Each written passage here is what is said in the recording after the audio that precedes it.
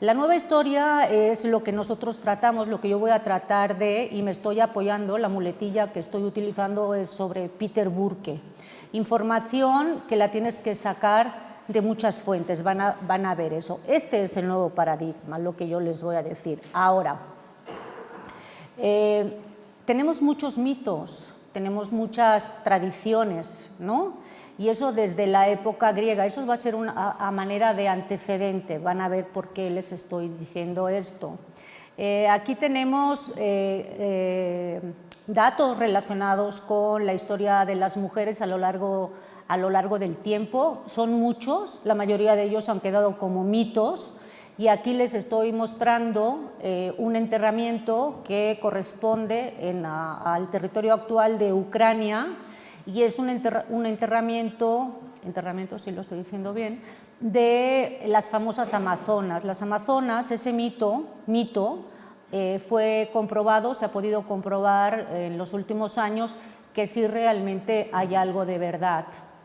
Se descarta ese paradigma anterior de que las mujeres no fueron guerreras. Este es uno de los ejemplos. Aquí es lo mismo, son unos enterramientos en esa zona, en la zona de Ucrania, particularmente en Terek, ¿no? En el Cáucaso. Tenemos también este dato que es muy cercano a lo que va a ser nuestro proceso de conquista con Hernán Cortés, que también dicen que las mujeres nunca participaron. El antecedente más directo lo tenemos en la Guerra de Granada, ¿no? en la conquista de todo ese territorio con los árabes, y este documento que ustedes están viendo aquí corresponde a una mujer que se llama Catalina Alfonso, correspondió a una mujer, Catalina Alfonso, que participó en la guerra como maestra en el arte de hacer pólvora, que es una profesión que siempre ha estado vinculada con el grupo masculino, ¿no? También aquí nos lo está descartando. Tenemos relatos de la participación de las mujeres en lo que va a ser la Nueva España. Pues tenemos algunos intentos, algunos acercamientos, sobre todo a principios del siglo XX, con bibliografía, digamos que contemporánea a nuestra época. Asimismo, tenemos autores que vivieron esos acontecimientos y que son para ustedes, bueno, para todos nosotros, la mayoría son conocidos, desde Bernal Díaz del Castillo, Baltasar Dorantes de Carranza, Cervantes de Salazar, etc. Pocas veces se menciona a las mujeres, muy pocas veces. Si ustedes se acuerdan de Bernal Díaz del Castillo, menciona escasamente 9 o 10, las vamos a mencionar, ¿no? ¿Qué pretendo con este tipo de trabajo que llevo más de 10 años, llevo casi 15 años haciendo? No quiero caer en esas líneas de que las mujeres lo podemos todo y los hombres mal. O sea, eso es algo que yo creo que es lo más alejado a mis intenciones, ¿sí? Pero sí quiero colocar a la participación de estas mujeres que han estado silenciadas a lo largo de los siglos, ¿no? En el siglo XX, a mitad del siglo XX, empezamos a tener algún tipo de rescate de algunos autores. Bueno, empezando por la primera, tenemos a Nancy O'Sullivan en la década de los 50. Obviamente, la gran maestra de todos nosotros fue la maestra, la doctora Josefina Muriel, que en la década de los 40 empezó a trabajar el tema precisamente de las mujeres, digo, aún antes de que la comunidad internacional lo hiciera. Tenemos, por supuesto, y todavía está con nosotros, la doctora Pilar Gonzalvo, que también ha trabajado y ha mostrado la importante participación que las mujeres han tenido durante todo este periodo. Vamos a utilizar, que no fueron esos testimonios dejados de manera voluntaria, pero Enrique Ote, hace ya algunos años, rescató en el Archivo de Indias en Sevilla una serie de documentaciones extraviadas, hay que decirlas, ¿no?, en donde sí se pueden obtener referencias a la población femenina que llegó en estos primeros años que estamos mencionando. Y también la gigantesca obra de Peter Boyd Bowman, que rescató todos los datos de los pasajeros que se trasladaron a estas tierras, y dentro de esos pasajeros obviamente tenemos población femenina. Después vamos a especificar, ¿no? ¿Sí lo están viendo ahí bien? Sí. ¿Qué archivos hemos trabajado o qué archivos se han trabajado para la presentación que les estoy haciendo? Obviamente el archivo de Indias en Sevilla, con sus diferentes secciones. Tenemos el Archivo General de Simancas, tenemos el Archivo de Notarías, que básicamente es el que más he utilizado, tengo que reconocer eso, ¿no? Tenemos actas de cabildo, también aquí de la Ciudad de México, y tenemos, por supuesto, el AGN, el Archivo General de la Nación. Todos estos archivos, a través de sus diferentes secciones, muestran la importante participación que tuvieron las mujeres desde el inicio de estas gestas, ¿no? Eso es, que quede claro que no fueron, sus testimonios no fueron dejados a propósito, sino que hay que leer entre líneas, eso también es cierto, ¿va? Bueno, ¿por qué las mujeres llegan, por qué las mujeres participan desde el segundo viaje colombino? La razón es que la corona, en este caso va a ser Carlos I o Carlos V, necesitaba de las mujeres, porque las mujeres, al final de cuentas, y no le estoy quitando importancia a la población, a los señores que están aquí, ¿no? Las mujeres somos los que transmitimos la cultura. Entonces es importante fomentar esa migración. La migración femenina desde el segundo viaje colombino va a ser sumamente importante para esos intereses imperiales. Dicho de otra manera, podríamos decir que es una conquista por la sangre, en ese sentido, ¿va? Y estas mujeres van a servir también, desde la etapa antillana, como elementos de arraigo, cosa que, o situación que las autoridades, en este caso desde Fernando, el famoso Fernando el Católico, van a promocionar. ¿Por qué? Porque necesitan que estén arraigados y razón por la cual van a fomentar siempre, y eso va contra algunas personas que sostienen que no llegaron aquí familias completas. Sí, sí llegaron familias completas porque las autoridades peninsulares siempre fomentaron la migración de núcleos o de grupos familiares, eso lo vamos a ver. Ahora, ¿por qué estas señoras, por qué estas mujeres desde el segundo viaje vienen a estas tierras acompañadas muchas veces, algunas veces no lo van a hacer acompañadas? Pues lo hacen igual que el hombre, aquí no tenemos, es lo mismo, el interés tiene pies, como se dice aquí, y van a venir, ¿por qué? Porque son mujeres, son hombres, son ciudadanos de ese mundo renacentista, que tienen deseos de fama, tienen deseos de fortuna, y obviamente también van a traer enlazados esa mentalidad religiosa, espiritual que proviene del medioevo. Pero básicamente es eso. Bueno, ¿con quién viajan? ¿Qué razones tienen? ¿Cuál es el ideal de la población más femenina? ¿Quién paga? La regionalización, todo esto lo vamos a ver a continuación. ¿Cuándo aparecen las primeras mujeres aquí en el territorio? En el territorio americano, ¿no? En el territorio antillano les he mencionado que en el segundo viaje de Colón, que por cierto fue el viaje en donde hubo mayor cantidad de gente involucrada, de los que realizó este señor, ¿no? En este segundo viaje tenemos que la mayoría de los migrantes van a ser familias de artesanos, familias de agricultores. Tenemos los datos de todas las personas que conformaban ese núcleo familiar. En la parte superior ustedes están viendo a Catalina Rodríguez, Catalina Vázquez y María de Granada. ¿Por qué se los pongo de manera separada?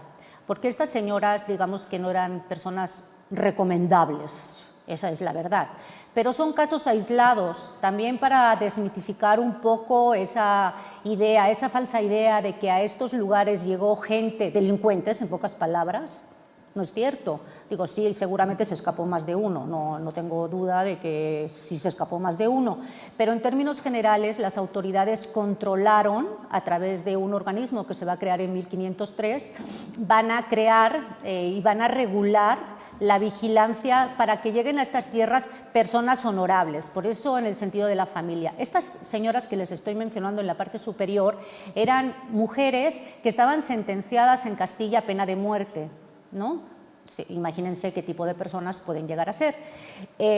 Se les va a permutar si ellas aceptaban trasladarse a las Indias, pero son casos aislados. Las autoridades peninsulares, la corona española, posteriormente, siempre va a tratar de evitar trasladar a estas tierras este tipo de personas, cosa que sí ocurrió en otro tipo de espacios, como puede ser Nueva Zelanda, etcétera, ¿no? O Australia. En este periodo, en el periodo antillano, tenemos registradas 308 mujeres. La mayoría, y esto es una característica que vamos a tener como denominador común durante todo el siglo XVI, la mayoría, tanto de hombres como mujeres, van a provenir de la región de Andalucía y van a ser seguidos por la región extremeña. Pero tenemos este registro, 308 mujeres. ¿Fueron todas? No, seguramente hubo muchas más, porque sí tenemos, tanto con los hombres como con las mujeres, nos da igual, tenemos población, tenemos migración de ilegales, esa es la verdad. Hay muchas maneras de trasladarse aquí, pero las autoridades trataban de restringirlo.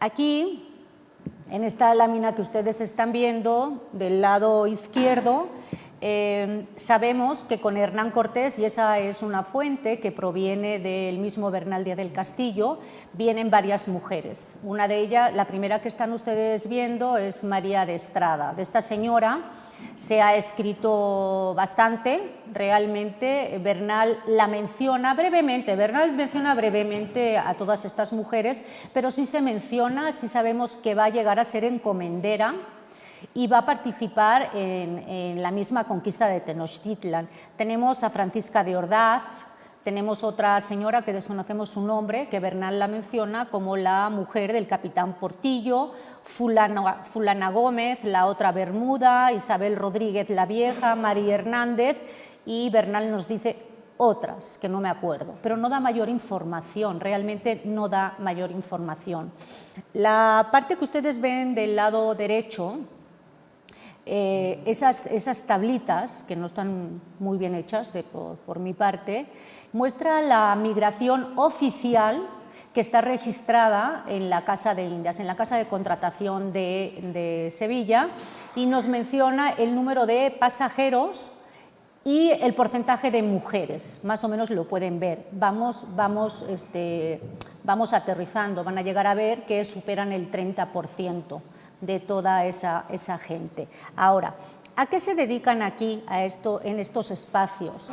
Vamos a tener de todo, y también tenemos que identificar que las mujeres que acompañaron tanto a Narváez como a Cortés, ellas presentaban características, digamos que eran mujeres un poco más valientes, un poquito más aguerridas, que tenían menos que perder, ¿no?, que las que van a llegar posteriormente a partir del 21. ¿Sí? Y a partir del 21 las encontramos en todos los ámbitos de la sociedad novohispana. Las podemos encontrar como maestras, las podemos encontrar como comerciantes y están registradas notarialmente, eso es interesante. Tenemos mujeres que se dedican al ámbito de la salud, como pueden ser parteras. Tenemos encomenderas, y aquí también este punto también rompe un poquillo el paradigma tradicional, porque se asumía, algunas personas todavía lo hacen, que las encomiendas nada más se transmitían por línea masculina. Las encomiendas también pudieron ser asignadas, les acabo de mencionar el caso de María de Estrada, a las mujeres, las pueden heredar. Tenemos impresoras, quien nos recuerda a la esposa de Juan Pablos, que antes de trasladarse a la Nueva España, en la ciudad de Sevilla, en el contrato que se hace con Kronberger y él, se menciona la participación que va a tener su esposa en las tareas de la imprenta, así dice el documento, ¿no? ¿Qué participaciones? No sabemos, porque no va más allá el documento, pero sí sabemos que ella continuó con ese negocio después de la muerte de Juan Pablos, ¿de acuerdo?, a pesar de las restricciones gremiales. Tenemos mujeres panaderas, les voy a mencionar un caso. Tenemos mujeres casi ennoblecidas, voy a decir casi, ¿por qué? porque muestran una personalidad, son mujeres que vienen de otro nivel social y económico peninsular, y es el caso de la familia Estrada o la hija del mismo virrey, Ana de Castilla, que se casó con uno de los más ricos mineros que hubo en la Nueva España. Estas mujeres obviamente eran mujeres educadas, mujeres que venían de otro nivel, pero aquí se juntan todas ellas van a colaborar y todas van a participar, y las tenemos registradas. Están registradas, a pesar de que los libros dicen que la mujer no apareció por aquí, la mujer peninsular no apareció. Ahora, una vez consumada la conquista, obviamente todo supuestamente es más fácil, porque la etapa de la guerra pues ya como que se está quedando atrás, sobre todo en la zona central, lo que es la zona de Tenochtitlan. ¿Cuáles van a ser las maneras en que estas mujeres se trasladan aquí? La Casa de Contratación va a colocar, va a implementar, va a exigir una serie de documentación para que a estos territorios se traslade gente honorable, gente, vamos a decir, buena, y no lo estoy diciendo en el sentido de juicios de valor, porque tampoco va por ahí, pero gente que no tenga ninguna mácula, gente que no tenga ninguna mancha. ¿Cómo se va a iniciar ese trámite? En primer lugar, se va a necesitar, tanto para el hombre como para la mujer, que se presente ante las autoridades sevillanas una carta que nosotros aquí llamamos cartas de llamada, en donde normalmente la gente que ya está establecida aquí manda llamar y automáticamente el proceso se inicia, y vamos a ver en qué consiste, ¿no?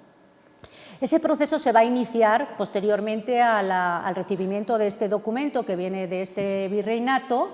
Vamos a tener que se van a tratar de rescatar todos los antecedentes por los dos lados, materno y paterno, 4 generaciones para atrás, para demostrar que esa persona es limpia de sangre. Acuérdense que en el periodo en los periodos que estamos estudiando hemos tenido el antecedente de la expulsión de los judíos en 1492, el 31 de marzo, ¿no?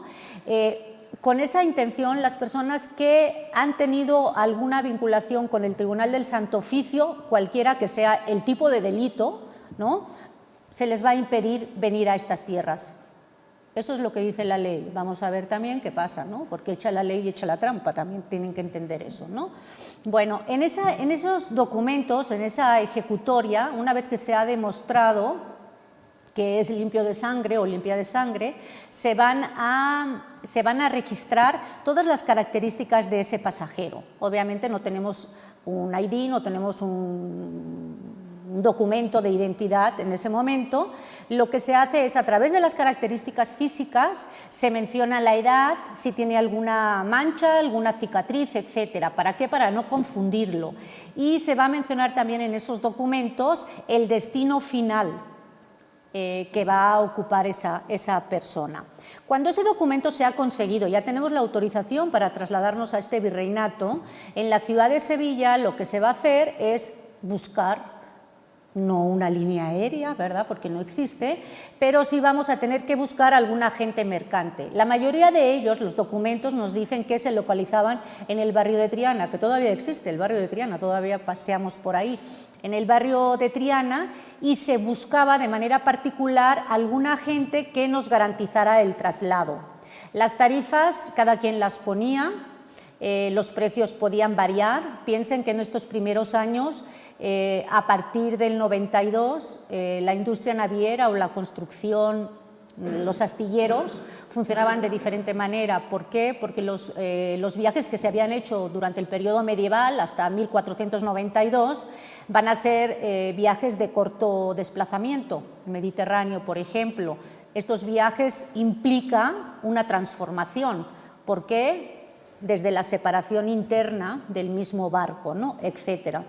¿Qué van a tener de denominador común todas estas personas que se dedican al traslado? Es de que van a cobrar diferentes tarifas, cada quien se va a poner de acuerdo en eso, pero van a tener en común que el matalotaje, y eso es así se escucha, se lee en los documentos, lo va a tener que llevar cada quien por su propia cuenta. ¿Cómo te mantienes durante casi 3 meses que dura esa travesía si no tenemos refrigeradores? A ver, ¿cómo comemos? cómo sobrevivimos. Entonces, cada quien va a tener que llevar sus propios alimentos, que pueden ser desde legumbres secas como chícharos, habas, garbanzos, etcétera, hasta el acompañamiento, y utilizo esa palabra, el acompañamiento de animales que conforme vamos avanzando en la travesía los vamos a tener que matar. O sea, imagínense el tipo de viajes, si nos quejamos a veces de las líneas aéreas actuales, ¿no? Bueno, eso es lo que vamos a tener. Otra de las cosas que, y eso lo vemos a través de las cartas de Enrique Ote, que son interesantísimas, vemos una serie de recomendaciones materiales, como las que les estoy mencionando, pero también morales. A nivel material, hay con mucha frecuencia el nombre de un señor, de un agente que vive en el barrio de Triana, que se llama Juan de la Isla. Ese Juan de la Isla parece ser que era una persona que tenía tratos con personas establecidas aquí en el virreinato y en la misma península, y sus servicios eran bastante buenos. Entonces este señor es solicitado en la época. Pero también hay recomendaciones de tipo moral, porque yo les he mencionado hace unos instantes que la construcción de esos barcos, y hablo barcos en general, no hay divisiones, ¿no? Entonces, si no hay divisiones pueden pasar muchas cosas, ¿no? Sobre todo cuando uno o una está dormida. Hay recomendaciones morales de ese tipo, ¿no? Que por favor arrímate, viaja acompañada de algún grupo familiar, protégete en algún rincón, etcétera. Son recomendaciones de ese tipo, ¿no? Ahora, ¿cuánto cuesta el viaje? Bueno, el viaje en los primeros años va a ser más barato. ¿Por qué? Porque la demanda, acuérdense, oferta y demanda, ¿no? Conforme van avanzando estos procesos de colonización, de asentamientos, los viajes se van a encarecer considerablemente. Y aquí tenemos los datos. En 1536 costaba entre 6 y 9 ducados, más el matalotaje, que aproximadamente encarecía ese precio en un 30%, ¿no? Y a finales del siglo XVI vamos a encontrar que el mismo trayecto ascendía de 18 a 22 ducados, también más el matalotaje, ¿no? ¿Qué más tenemos aquí? Bueno, esto es lo que les he mencionado. Tenemos comerciantes, parteras, impresoras, encomenderas, bígamas y, por supuesto, prostitutas. Vamos a mencionar algunos datos de eso al final, ¿no? Bueno, aquí tienen los mismos porcentajes de mujeres, se va incrementando, lo van viendo, hasta llegar al 26%. Estos son porcentajes registrados a partir de la información de Peter Boyd, ¿no? La siguiente lámina van viendo el ascenso. Lo que ustedes ven de color azul es de la población masculina, corresponde al género masculino. Y en la parte inferior vamos viendo también cómo van incrementando la población femenina en estos procesos. Esto es lo mismo. Estos son datos, bueno, aquí estos datos. ¿Por qué estos datos? Porque los informes que se pueden extraer del Archivo de Indias en Sevilla, en las listas de pasajeros, ahí se registran si las mujeres, estas mujeres viajan solas, si esas mujeres son solteras, son doncellas, si son criadas o etcétera. Ahí te va mencionando. Tenemos que ir con cuidado a la hora de leer la documentación, porque es, por ejemplo, soltera y doncella no es lo mismo, ¿no? ¿Sí saben eso? Sí lo saben. Vale, perfecto. Pueden haber solteras de 15 años y pueden haber doncellas de 90, siempre que no hubieran conocido a varón, que fueran vírgenes, en pocas palabras. Entonces tenemos que ir ahí con muchísimo cuidado para no confundirnos, porque aquí lo tenemos. Tenemos también que ir con cuidado con el término criada, criada o criados. Tenemos que ir con muchísimo cuidado a la hora de esas definiciones en la documentación. ¿Por qué? Porque criada nosotros podríamos pensar que es un asistente que trabaja en casa, ¿no? Eso podríamos decir. Pues no necesariamente eso. La criada o el criado es alguna persona, tanto hombre como mujer, niño o niña, que en algún momento va a ser, por alguna necesidad, va a ser criada, va a ser recogida por algún familiar muy cercano o familiar un poquillo más alejado. Esas personas se han criado en esa casa. En ese sentido tenemos que también ir leyendo entre líneas. Y hay muchas mujeres que aparecen registradas en ese tipo de documentación, pero no se especifica si vienen acompañadas, si son criadas, si son solteras, o sea, nada más las mencionan así como montoncito, pero aparecen y no son precisamente las que mencionaba Bernal.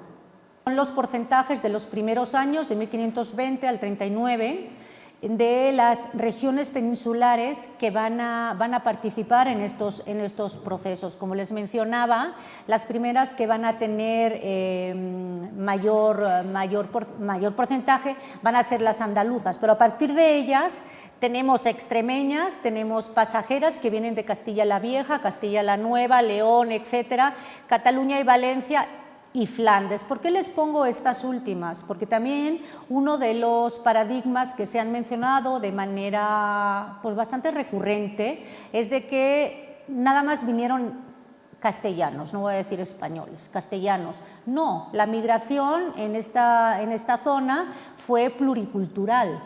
Llegaron de todas las regiones de lo que es el continente europeo.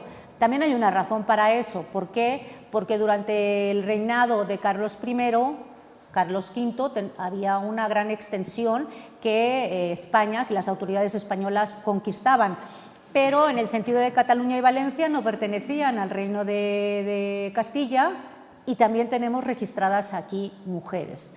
¿Por qué hay menos? Porque el Reino de Aragón se dedicaba básicamente a la zona mediterránea, pero sí también llegaron, tenemos testimonios, ¿no?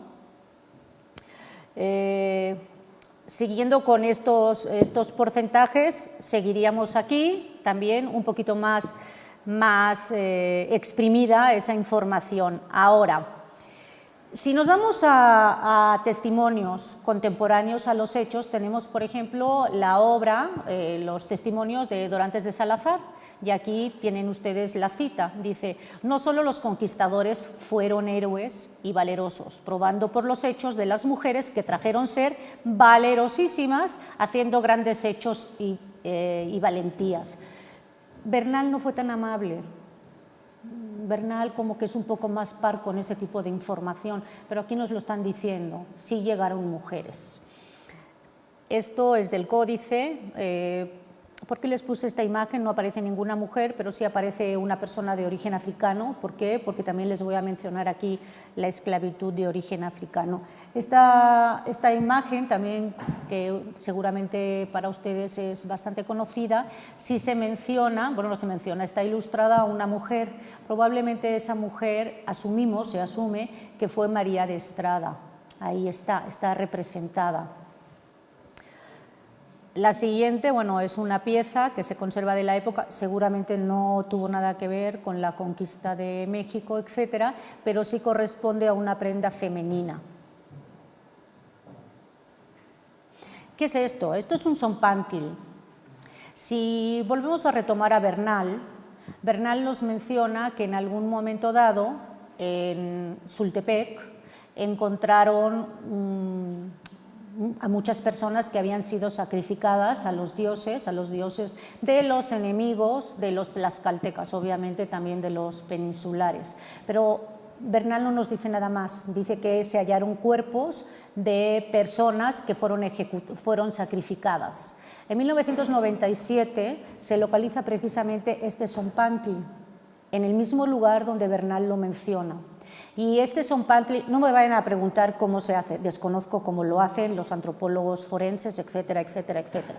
Pero a través de los restos que hay, se pueden determinar que hay 4 mujeres que son de raza europea y hay una persona que es mulata.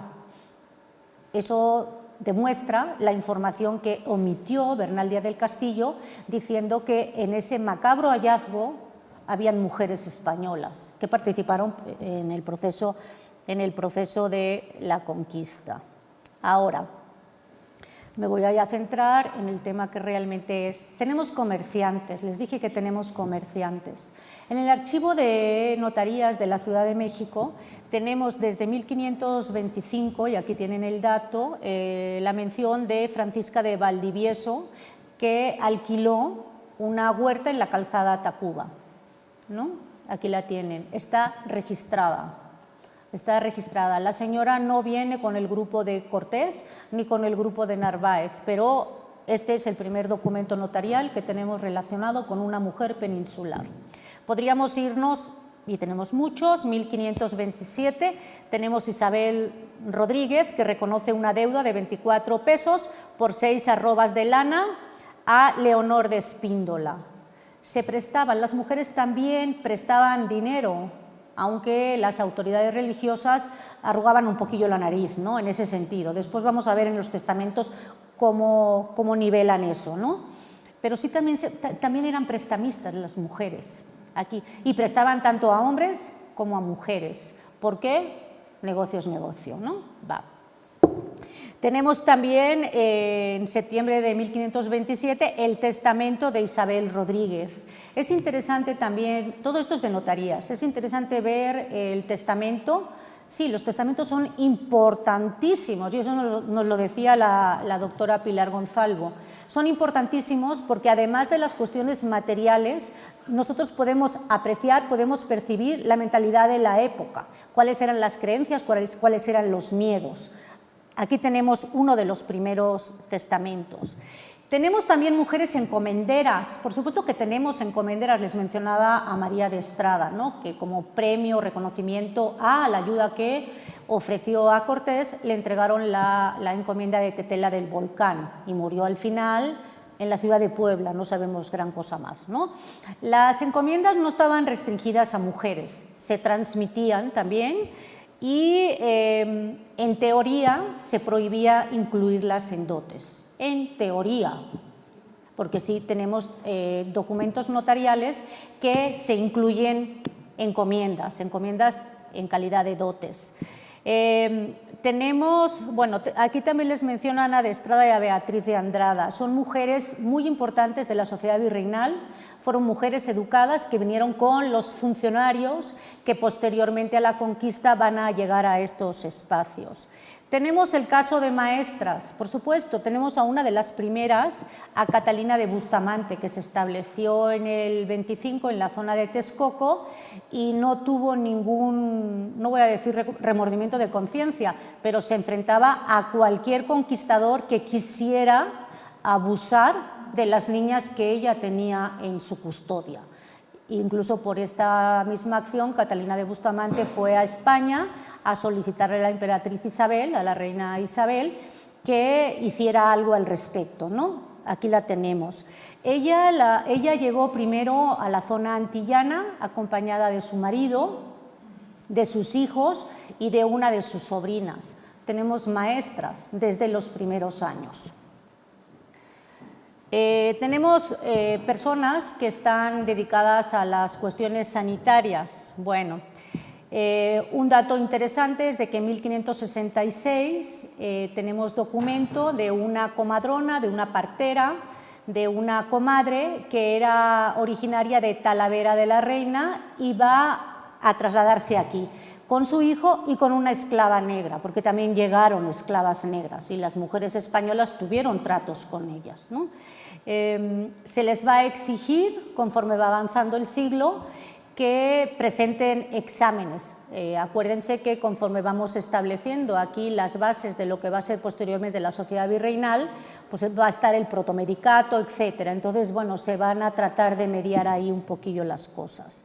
Las impresoras, tenemos muchas también, ya les mencioné a la esposa de Juan Pablos. Tenemos a María de Figueroa, que va a heredar, tenemos a Pedro de Ocharte, que va a ser yerno de este primer impresor. Siguiendo esa misma línea familiar, tenemos a María de Sansoric, que al final se va a trasladar a Tlatelolco, donde está el Colegio de Santa Cruz, y va a seguir imprimiendo. No son oficios mujeriles, no. Estas señoras seguramente andaban con la escoba, el trapeador y en la cocina y con los niños, pero también se dedicaban a este tipo de profesiones. Las criadas, bueno, las criadas ya les he dicho.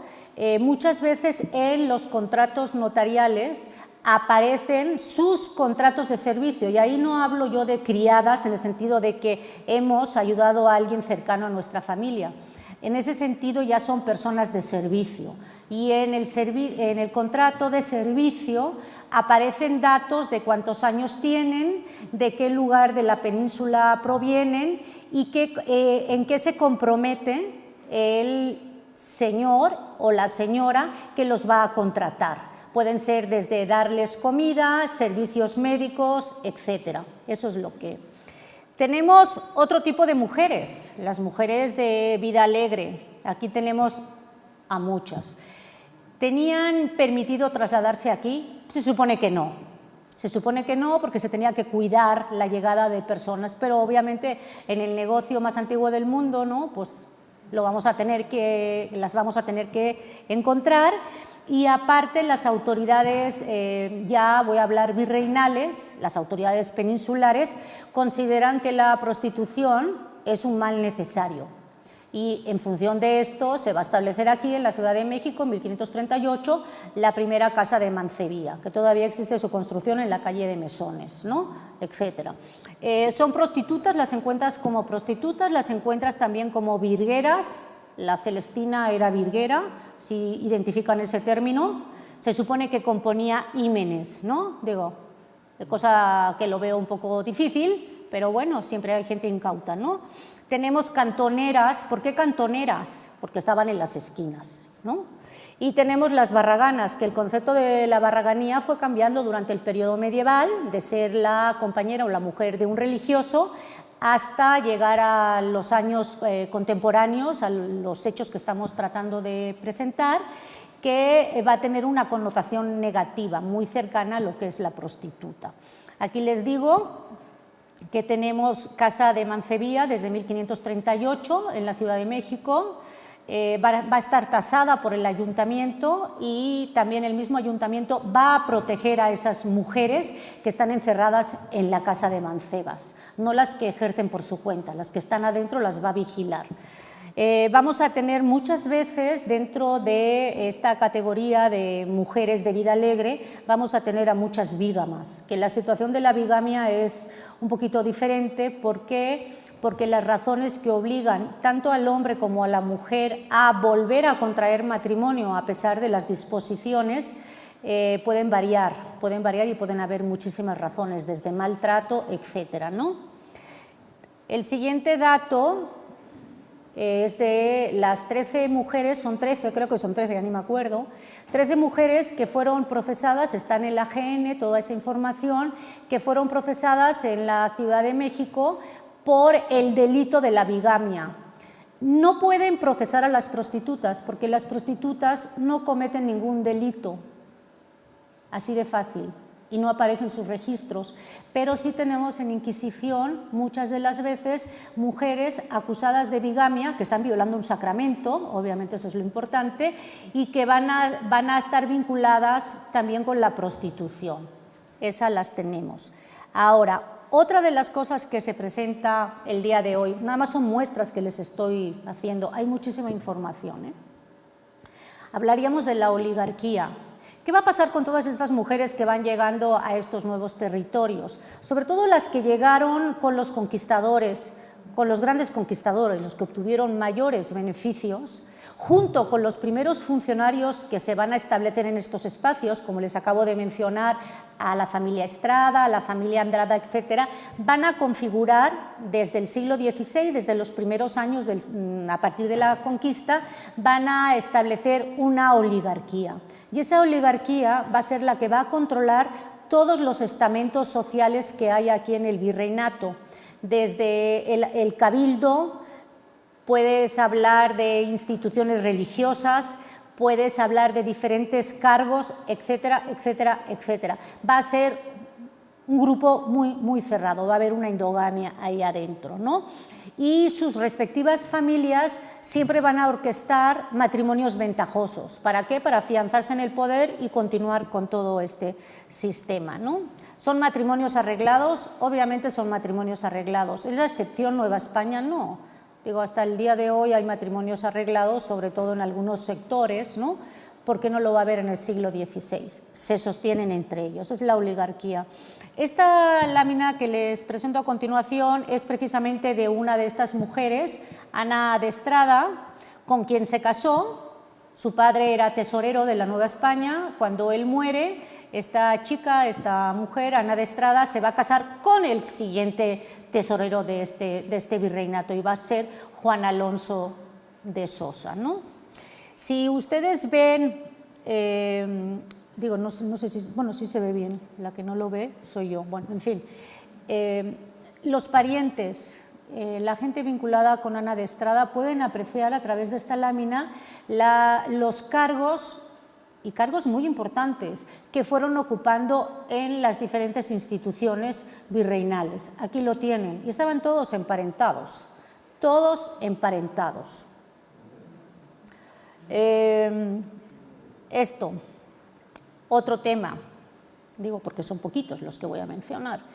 Aquí hay una cita de una recopilación en donde se establece que en estos territorios se vigile mucho el traslado para que no lleguen personas, por ejemplo, con ascendencia judía, mora, etcétera, personas que no tengan ninguna mácula. Esto es una disposición que se repite en el siglo XVII, pero desde 1503 la tenemos. ¿Por qué les menciono esto? Porque vamos a tener, a pesar de las disposiciones, a pesar de la reglamentación, a pesar de todo el cuidado que tienen las autoridades, se van a tapar un ojo y van a dejar abierto el otro por cuestiones. Aquí tenemos un caso, este caso es de una mujer que se llama Ana Báez y en pocas palabras esta señora vive en la ciudad de Sevilla, su marido es comerciante que ya está establecido aquí en la capital de la Nueva España y ella va a solicitar junto con su suegro, su suegra y una niña que tiene, Leonor de los Ángeles se llama y así está en el documento, trasladarse al virreinato para hacer vida maridable, y eso lo dice el documento, se los voy a enseñar, aquí está, en la parte izquierda, superior izquierda, pone solicita para hacer vida maridable con su marido, etcétera, etcétera, etcétera.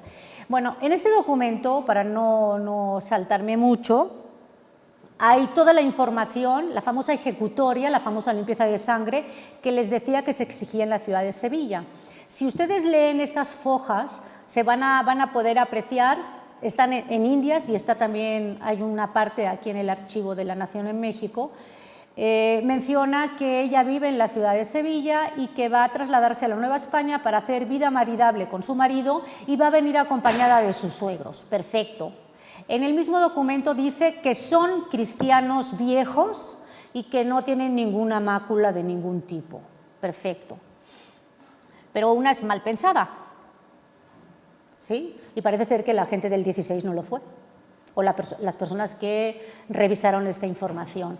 En ese mismo documento se menciona que su marido tiene cara de portugués, digo, no hay nada contra los portugueses, ¿no? Pero que tiene cara de portugués y que él proviene, la familia de su marido proviene de la región del Fondao, aquí lo están viendo en Portugal. Si nos vamos para atrás, que no es el tema de esta presentación, pero que me imagino que la mayoría ya tiene alguna idea, cuando hubo el famoso edicto de expulsión, muchos de los judíos o de los conversos peninsulares se trasladaron a Portugal y se establecieron en la región de Fondao. Los familiares, durante todo el periodo virreinal, en todo el continente americano, fíjense bien, que me estoy yendo muy grande, que se dedicaban al comercio y controlaban el comercio, venían todos de la región de Fondao y eran todo familias que estaban vinculadas. En el documento dice, somos cristianos viejos, no tenemos mancha. Mi marido tiene cara de portugués y mi marido viene de la región del Fondao, pero no pasa nada, ¿no? Tiene un cuarterón de portugués aparte, dice. Y las autoridades como que se les olvidó, no sé, yo no sé qué pasó ahí, pero yo estoy mal pensada, ¿no? Algo pasó. Si seguimos revisando la información de esta mujer, sabemos que se va a trasladar en 1593 con sus suegros y su niña, Leonor de los Ángeles, con este maestre Melchor Palomo, etcétera, etcétera. En la nave La Magdalena tenemos todo este tipo de información y la vamos a encontrar posteriormente, pocos meses después, en la Ciudad de México, establecida en la calzada Tacuba, porque era una de las calzadas más importantes a nivel comercial de aquí, de lo que es ya el virreinato. Tenemos documentación notarial que alquilaron una casa por un periodo de 3 años, o sea, la tenemos perfectísimamente localizada aquí en el territorio, ¿no? Ahora, ¿qué va a pasar un año después de su llegada? ¿No? En 1594, y esa documentación proviene del Archivo General de la Nación de México, en Inquisición tenemos una denuncia que hizo su esclava, que se fue a confesar con el sacerdote y le dijo que tenía la sospecha de que su ama era luterana. Entonces el sacerdote, el religioso, le dice: ¿por qué tú crees que tu ama es luterana? Y entonces le empieza a describir todo lo que hacen en el Shabbat. Obviamente el religioso no era tonto y se dio cuenta que era un Shabbat. Automáticamente se va a abrir toda una investigación muy interesante que va a involucrar a toda la comunidad judía o conversa de la Ciudad de México. Esta mujer va a ser procesada. Sabemos en la documentación que ya tenía en ese momento, obviamente hizo vida maridable, ¿no?, con su esposo, y ya tenía una segunda hija que tenía meses cuando la encarcelaron. La detuvieron precisamente por judaizar. ¿Es interesante este proceso? Para mí lo es, porque yo durante muchísimos años estuve sosteniendo que esta mujer vino de manera ilegal a México, pero resulta que no, que cuando me metí en la cuestión del doctorado me la encontré en los famosos documentos. Ella vino con todas las de la ley, pero sí era una familia que judaizaba, ¿no? Esto es lo que tenemos. Y también se me hizo interesante hace muchos años, que guarda relación con es la misma mujer, en el Archivo General de la Nación está el proceso de tortura que ella recibió porque ella se negaba. Curioso, porque todas las personas involucradas, todas, verdad o mentira, porque eso no lo vamos a saber, sí reconocieron las acusaciones que les hacían. Ella, por más que entró en tortura, y está todo registrado, ella nunca delató absolutamente a nadie. Y aquí hay la parte previa a la sesión de tormento que dice: con apercibimiento y protestación de que si muriese o fuese lesionada era responsabilidad de ella y tenía que firmarlo. Esto es de esta mujer. Ahora, otro apartadito, ya estoy terminando, no se me vayan a cansar. A ver, otro apartadito es las mujeres peninsulares, las mujeres españolas, y la relación que guardaron con las actividades de la esclavitud, ¿sí? Con la esclavitud de origen africano, que la esclavitud sí estuvo permitida y fue practicada en el mundo antiguo, en Europa, desde siempre. Los esclavos podían ser blancos, etcétera, y a partir de los tratados de Alcasovas, Portugal va a empezar a tener contrato a cambio de las Islas Canarias, etcétera, y la esclavitud de origen africano en territorios peninsulares se va a introducir, y en ese sentido también va a llegar a estos territorios. Y si no, acuérdense el primer quien introdujo el cultivo del trigo aquí en el virreinato fue una persona de origen africano. Quien trajo la viruela aquí, otro esclavo de origen africano que era esclavo de Narváez, etc. Si llegan esclavos en ese mundo antiguo, eso era, así funcionaba. Tenemos los antecedentes en Portugal, tenemos las bulas papales, obviamente tenemos los tratados de Alcasovas, que a partir de y posterior a lo que va a ser la impresa colombina, de esa misma manera van a llegar aquí. Ahora, españolas, peninsulares.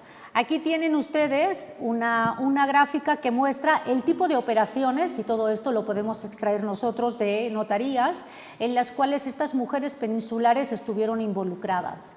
Compraban y vendían, traspasaban, liberaban, muy poco. Los hombres son más amables, los hombres sí liberaban, las mujeres no. no eran amables. Les puedo contar un caso. Tenemos obligaciones de pago relacionadas con las esclavas, tenemos finiquitos, tenemos compañías, las mujeres se asociaban tanto con hombres como mujeres, podíamos tener mujeres transportistas que controlaban, bueno, no controlaban, pero utilizaban con cierta frecuencia el camino de México a Veracruz o de México a la zona norte, a las zonas de minas. Las tenemos en todas partes y en muchas de esos contratos de compañía aparecen vinculadas también en la población masculina, no vayan a pensar que nada más las mujeres, también los hombres. Tenemos también que ellas participaban, colaboraban, aportando, así como dinero, animales, etcétera, aportaban algún esclavo para esa sociedad. Tenemos las famosas liberaciones. Los hombres eran más amables, muchísimo, muchísimo más amables, ¿no? Lo pueden ver en estas gráficas, los porcentajes y los años. ¿Qué les podría decir? Les podría decir muchísimo más de la participación de estas mujeres. Estuvieron en todas las profesiones, en todas. Ahora sí me gustaría a mí, ya para concluir, que en el siglo XVI, por ejemplo, en notarías tenemos muchos registros en donde aparecen vinculadas mujeres, pero en el siglo XVII se nos reduce eso. No sé todavía por qué, no lo sé. Quiero pensar que la sociedad ya se ha estabilizado, eso yo creo que es lo más importante, pero llegamos a tener mujeres en el XVII que llegan a estar involucradas en el famoso comercio de la nao de China, pero en porcentajes menores, no aparecen tantos registros femeninos. Eso sí, todavía no sé bien por qué, ¿no? Pero sí aparecen, sí llegaron. Llegamos todavía en el siglo XX, ¿no? Seguimos llegando, ¿no? Digo, aquí estamos. Mil gracias.